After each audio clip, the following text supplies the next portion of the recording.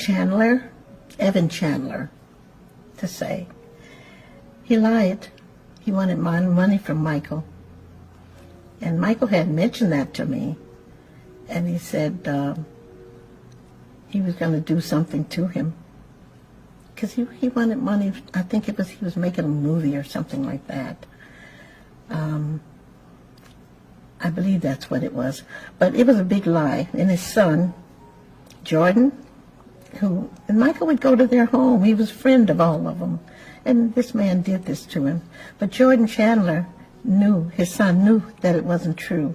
So he came to Michael and told him, Michael, I'm sorry what's going on. I know it's not true. So Michael told him, said, why don't you go and get on in the news and tell them so people wouldn't think this terrible thing about me. But he said, I can't do that. If I did that, my father would kill me.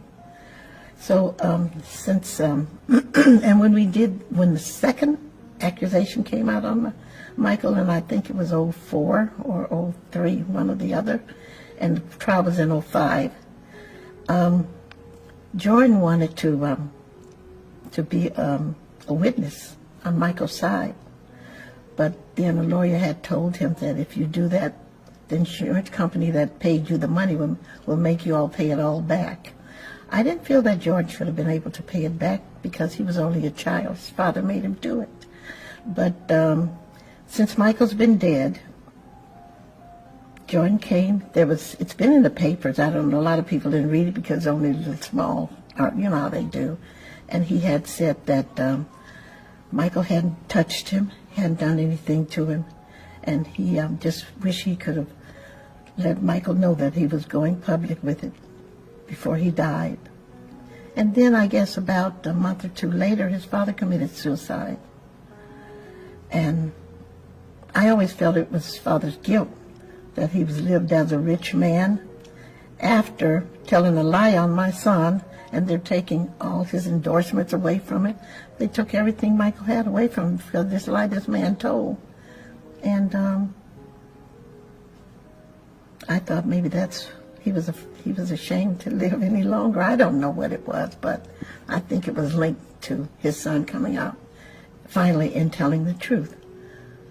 But the thing about it, the news never mentioned it that much, maybe once, maybe, and if you heard it, it was probably late at night, and these people have been living with this lie this man told all the time, and I think the public should have known that it was a lie. In 1993, when you first heard this accusation that Jordan Chandler made against Michael, what was the first thought that you had? I was so outraged because I knew my son wouldn't do anything like that.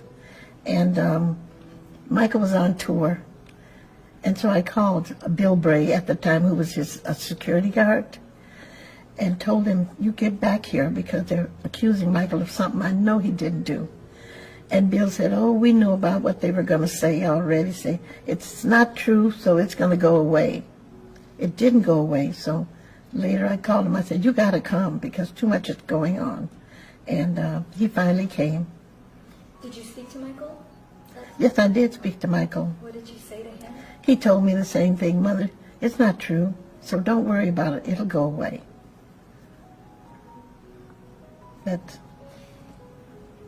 And then when it was in the news that the boy was paid $21 million as a settlement, what were your thoughts? Oh, my God, I was so upset. I called him and I said, why did you pay these people that money and make them think that it's true? He said, I didn't. It wasn't me. He said, the lawyer said that would be best for me to do because here I'm out here on tour and it would be a big thing. And I guess they thought I shouldn't think about what I guess they thought, but I guess his tour wouldn't have gone so well.